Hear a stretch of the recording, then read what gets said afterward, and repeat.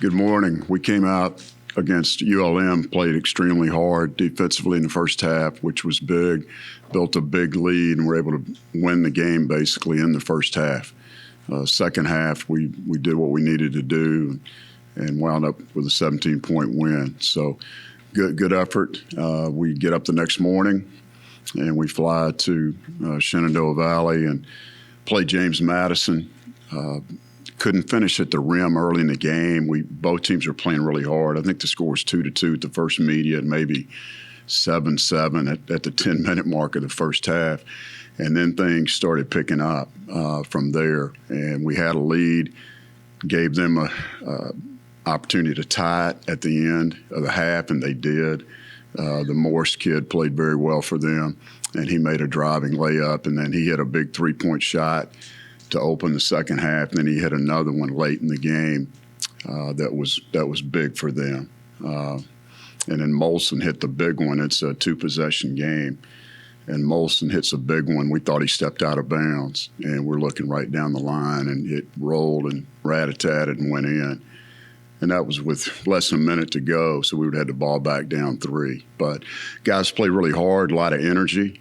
I thought we made some mistakes, but, man, we played hard and had a chance to beat a really good James Madison team that's talented and is going to have 2 more games at home to wrap up their conference season. So Jordan got in foul trouble. We didn't see a couple of the fouls, 3 of the 5, but it is what it is, and we got to make free throws and finish at the rim to win on the road, something we hadn't done in these last 3 games.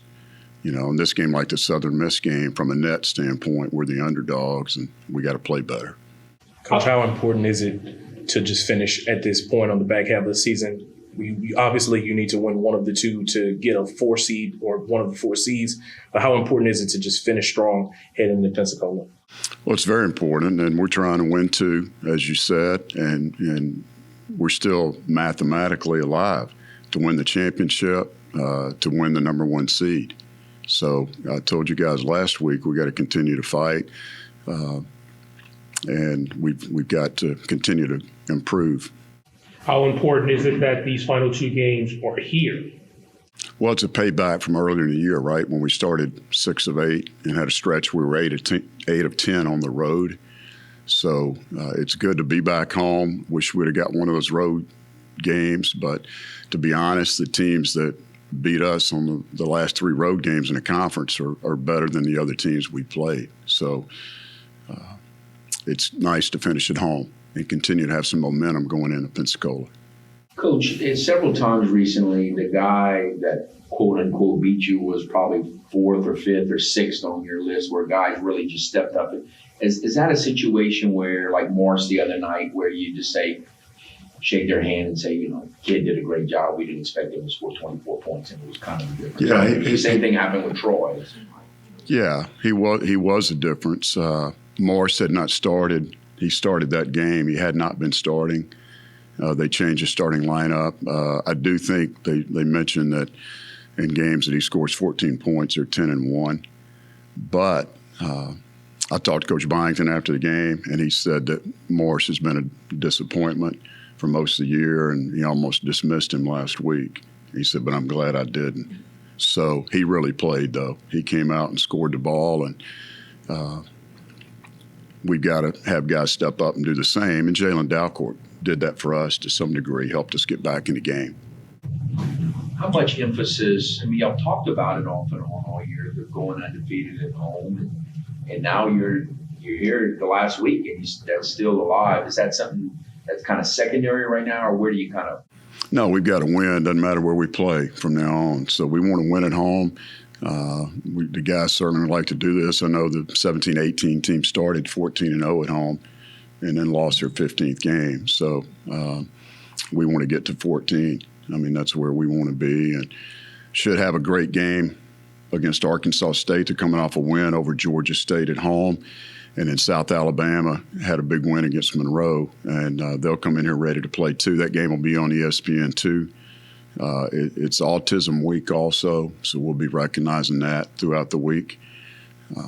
But we expect good crowds, and we expect to play well. You mentioned about Jalen stepping up in the past couple of games.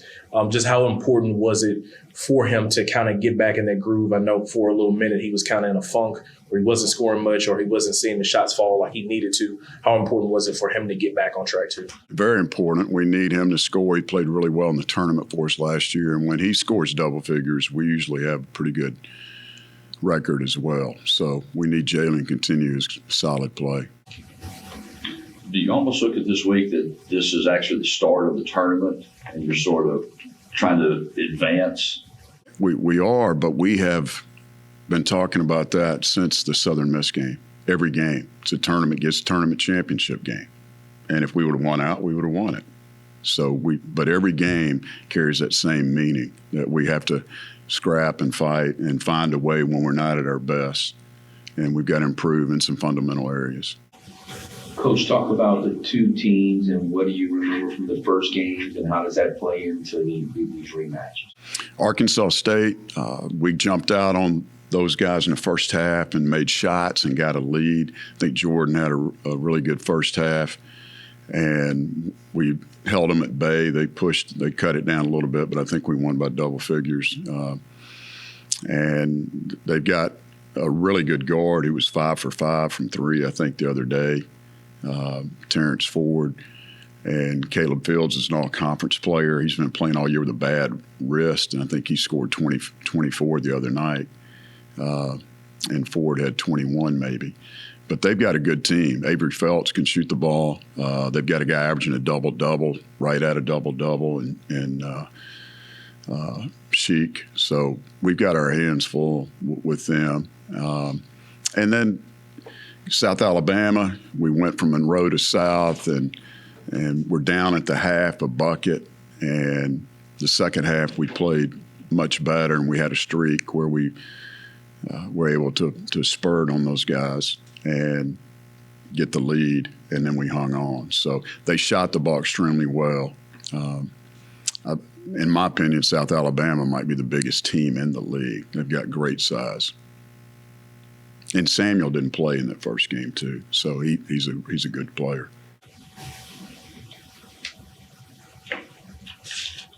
So is right now to get these 2 wins is, I mean, obviously you got to do a lot of things well, but you mentioned free throw shooting. Is it last week we talked about defense, and it seemed like that got a little better. Is it just now getting good looks to make shots, or what's the key? Yeah, the teams are really banging on Jordan inside. I mean, he's getting physically worn down throughout the game, and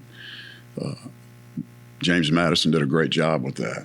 So we're trying to get the ball inside and get the best shots we can. But we've got to execute on offense. And coaches met yesterday. We came up with a couple of new wrinkles that we'll be able to use, I think will help in some areas. But this team is built for what's coming up, and it's going to be an exciting 2 weeks.